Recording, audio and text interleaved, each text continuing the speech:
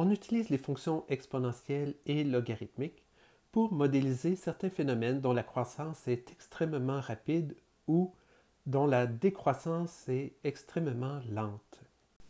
Par exemple, la croissance ou la décroissance d'une population, l'étude de l'évolution d'une épidémie et la dégradation des substances radioactives. Dans les fonctions exponentielles, dans la forme de base, y égale b à la x, ce qu'on remarque, c'est que la variable indépendante est à l'exposant de l'expression. La base, elle, est un nombre réel qui doit être plus grand que 0. Évidemment, b ne doit pas être égal à 1. Sinon, ce serait une fonction constante, y égale 1. Voici quelques exemples. 3 à la x. On peut aussi avoir, au lieu d'avoir seulement x comme exposant, on peut avoir toute une fonction de x aussi, comme ici à 7 exposant de x moins 1. On peut aussi avoir une fonction qui est composée, qui contient une exponentielle, telle ici 1 sur 1 moins e exposant x. Pour ce qui est de la représentation graphique de la fonction, elle varie selon si b est entre 0 et 1 ou si b est plus grand que 1. Dans le premier cas, pour les b entre 0 et 1, on voit la courbe qui est en bleu sur le graphique. Bien, son domaine, c'est tous les réels. Son image, c'est-à-dire les y qui sont utilisés par les x du domaine. Ici, on voit que c'est seulement des valeurs positives. Ça va de 0 à plus l'infini. Lorsque x tend vers moins l'infini, on observe que la fonction croît sans arrêter. Ça donne plus l'infini à la limite. Tandis que lorsque x tend vers l'infini positif, la fonction s'approche de plus en plus de 0. La limite est égale à 0. Pour les fonctions exponentielles telles que la base est plus grande que 1, on voit le graphique ici qui augmente, dont le domaine est tous les réels. L'image ici aussi, c'est seulement les valeurs positives, c'est-à-dire de 0 à plus l'infini. La limite ici, lorsque x tend vers moins l'infini de la fonction, est de 0, c'est-à-dire que plus x est un grand nombre négatif, plus le y sera près de 0. Et lorsque x tend vers l'infini positif, plus x est grand et plus b exposant x est grand. D'où le résultat de la limite est plus l'infini. Le logarithme est la fonction réciproque de l'exponentielle. Ce sont les deux côtés de la même médaille. Si on dit que le nombre c est le logarithme en base b de a, ça veut dire que c est l'exposant qu'il faut mettre à b pour que le résultat soit a. Autrement dit, calculer un logarithme, c'est poser la question: de quel exposant doit-on affecter b pour que le résultat soit a? Deux remarques avant d'aller plus loin. Remarquez que la base de l'exposant et la base du logarithme sont la même valeur. Et ensuite, le plus important, le résultat du logarithme, c'est un exposant. Donc, un logarithme est une valeur d'exposant. On peut représenter la relation entre ces trois quantités par un schéma triangulaire. Et le sens de parcours nous donne deux façons différentes d'écrire la relation entre les trois quantités. Parcouru dans ce sens, on a b exposant c est égal à a. Parcouru dans l'autre sens, on a logarithme en base b de a qui est égal à c. Ne vous inquiétez pas si ce n'est pas clair du premier coup, on va faire quelques exemples ensemble pour tout clarifier. Nous savons que 3 exposant 2 donne 9. Si on parcourt cette relation dans l'autre sens, on a que le logarithme en base 3 de 9 est égal à 2. 2 est l'exposant qu'il faut mettre à 3 pour que le résultat soit 9. 7 à la 0 donne 1. Parcouru dans l'autre sens, cette relation donne logarithme en base 7 de 1 donne 0. 10 à la 3 donne 1000. Parcouru dans l'autre sens, on a le logarithme en base 10 de 1000 est égal à 3. Et ça fonctionne aussi pour les exposants négatifs ou même fractionnaires. Ici, 5 à la moins 2 donne 1 25e. Parcouru dans l'autre sens, logarithme en base 5 de 1 25e donne moins 2. Comprendre la relation entre les trois quantités nous permet de calculer les logarithmes. Ainsi, si on cherche le logarithme en base 9 de 3, je sais que 9 est ma base et que 3 est le résultat. La question que je dois me poser, c'est quel exposant je dois mettre à 9 pour que le résultat soit 3. Comme je sais ici que 3 c'est la racine carrée de 9 et que la racine carrée correspond à l'exposant 1 demi, j'ai bien 9 à la 1 demi donne 3. Ici, logarithme en base 9 de 3 va donner 1 demi. Pour le second, le logarithme en base 5 de 5. Si ma base est 5 et que le résultat est 5. Bien, quel exposant je dois mettre à 5 pour que ça demeure 5? C'est l'exposant 1. D'où le logarithme en base 5 de 5 est égal à 1. Logarithme en base 8 de 1 huitième. Si ma base est 8 et mon résultat est 1 huitième, je sais que l'exposant que je devrais mettre à 8, c'est moins 1. On voit donc que le résultat d'un logarithme peut être négatif. Et la base, elle ne peut être négative, mais elle peut être fractionnaire. Ici, si ma base est 1 demi et que le résultat est 4, donc je sais que 2 exposant 2 donne 4, mais ici c'est 1 demi. J'ai l'opposé. C'est pourquoi je mettrai le signe contraire. 1 demi à la moins 2 donne 4. Donc le logarithme en base 1 demi de 4 donne moins 2. Pour les logarithmes, deux bases sont spéciales. La base 10, et pour laquelle on note simplement log de m, sans indiquer le 10 en bas du log. Et la base e, qu'on note ln. ln de m, ça veut dire la même chose que log en base e de m. E est la constante d'Euler, qui vaut environ 2,718. C'est un nombre irrationnel, c'est-à-dire qu'il y a un nombre infini de décimales ici.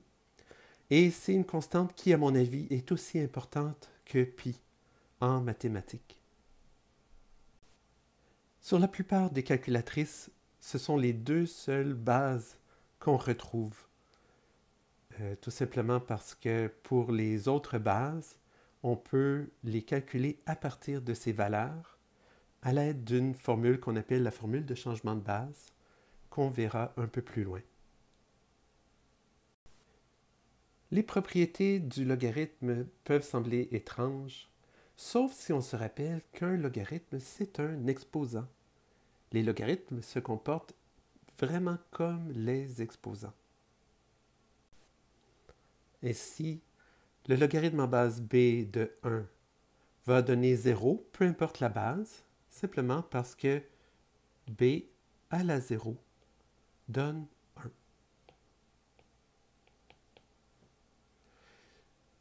Le logarithme en base b de b donnera 1, peu importe la base b, simplement parce que b exposant 1 donne b. Le logarithme en base b d'un produit deviendra la somme des deux logarithmes, simplement parce que ce sont des exposants. L'exposant d'un produit, c'est l'addition des deux exposants. De même, l'exposant d'une division, c'est la différence entre les deux exposants. C'est la quatrième propriété. Quand on a un exposant dans un exposant, bien, on doit les multiplier. Donc, toutes ces propriétés découlent du fait que simplement le logarithme est un exposant. Celle qui est moins évidente, c'est la dernière. C'est ce qu'on appelle la formule de changement de base. La formule qui nous permet justement d'utiliser la calculatrice pour calculer n'importe quel logarithme, un logarithme en n'importe quelle base. C'est qu'on peut toujours ramener un logarithme en base b à un logarithme soit en base, ici j'ai écrit base A, mais ça peut être en base 10 ou en base E qu'on a sur la calculatrice. Pour plus de détails sur les propriétés des logarithmes, il existe une vidéo que je vous mettrai en référence. Pour les fonctions logarithmiques, dont peut-être la forme la plus simple est f de x égale logarithme en base b de x. Eh bien, elles sont de deux formes selon si la base est entre 0 et 1 ou si la base est plus grande que 1. Pour les bases entre 0 et 1, on a un graphique comme celui-ci, en bleu. Donc, le domaine pour ces fonctions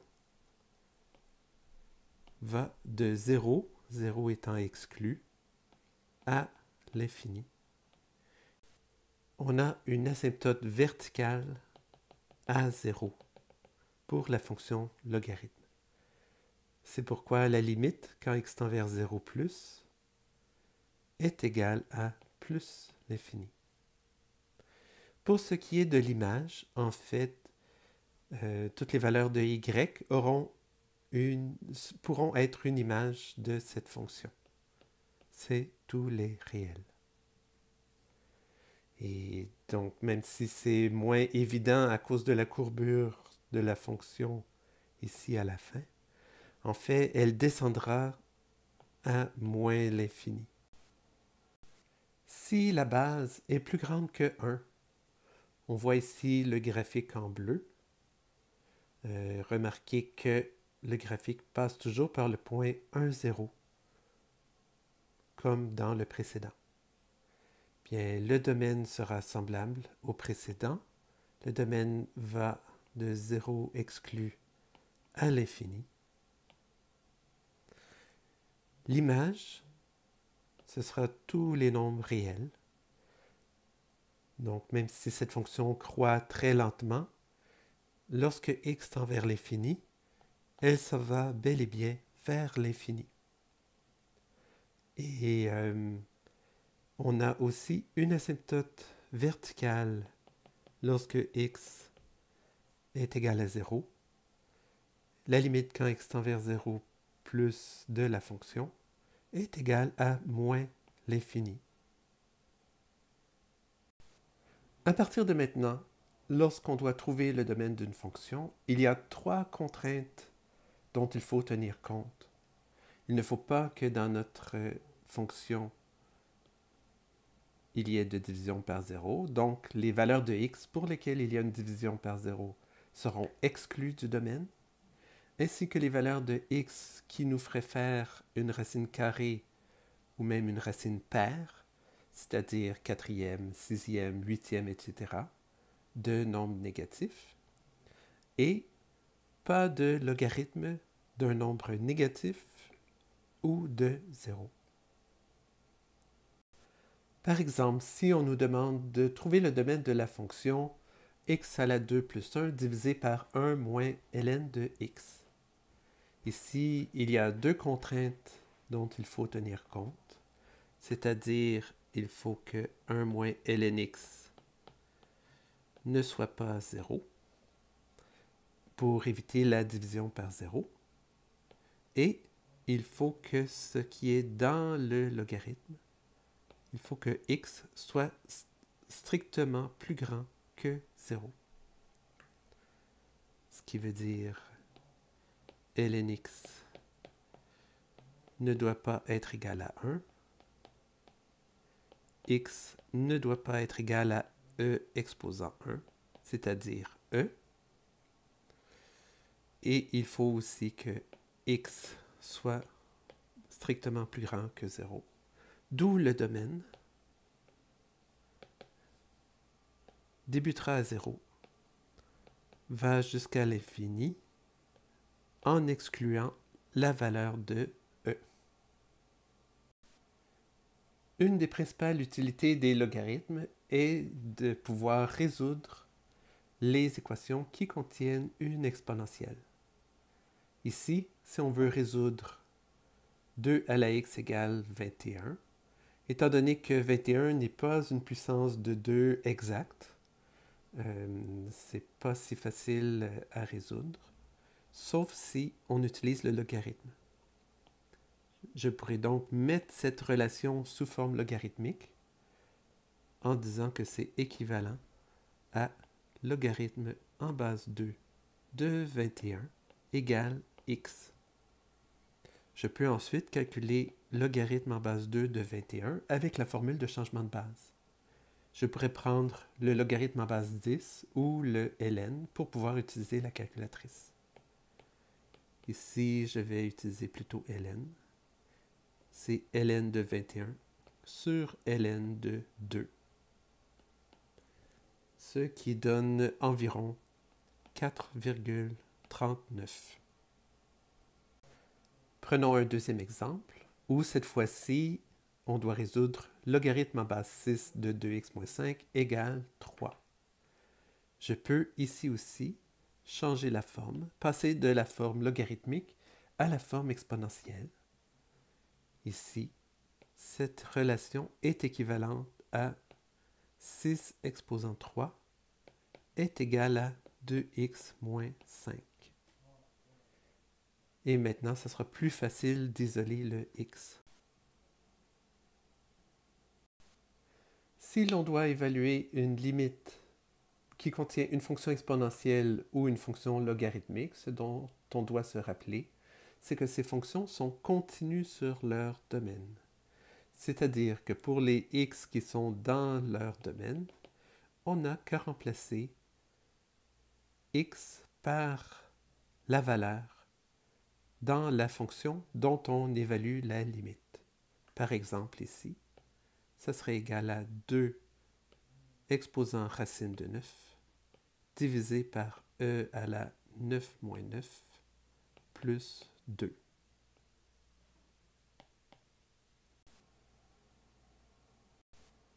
Pour ce deuxième exemple, on peut voir que 0 est dans le domaine de la fonction qu'on veut évaluer, car si je remplace x par 0, je n'obtiens pas le logarithme d'un négatif ni de 0. J'obtiens simplement ln de 1, donc 0.